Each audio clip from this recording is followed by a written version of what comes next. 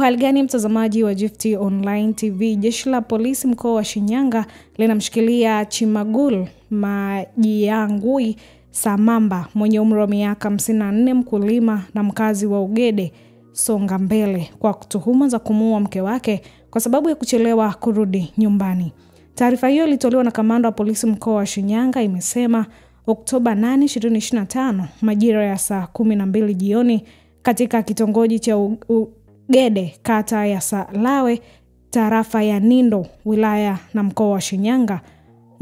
Moshi Paulo John mwenye umri wa miaka 47, mkulima na mkazi wa Ugede, aligundulika kuwa na mwili wake kufukiwa kwenye shimo lililopo jirani na nyumbani kwake. Oktoba 1, 2025 majira ya saa 4 usiku, marehemu Moshi Paulo John akiwa nyumbani kwake aligombana na mume wake aitwaye Chimagul Majiyangui mwenye umri wa miaka 54, mkulima na mkazi wa Ugede Songa Mbele. Ugomvi ulitokana na kuchelewa kurudi nyumbani kwa marehemu, kwani usiku huo alirudi nyumbani kutoka matembezini na kumkuta mumewe nyumbani. Hapo ulitokea ugomvi baina yao kusababisha mume huyo wa marehemu kushambuliwa marehemu kwa fimbo sehemu mbalimbali za mwili wake hadi mke wake kuishiwa nguvu na kufariki dunia.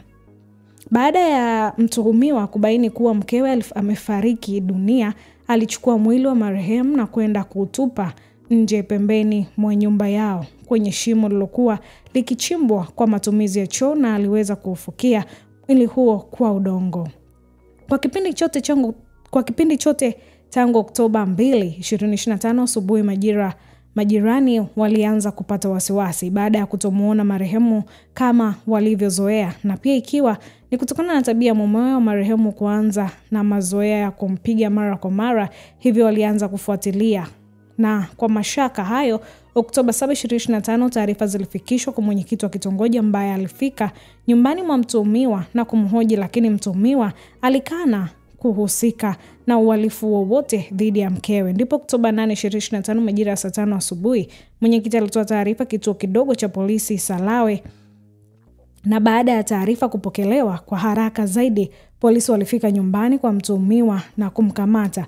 Baada ya mahojiano ya awali mtuhumiwa alikiri kumuua mkewe na kufukia kwenye shimo la choo lililopo nyumbani kwake. Hii ni Gift Online TV na mimi Esther Mamkwe.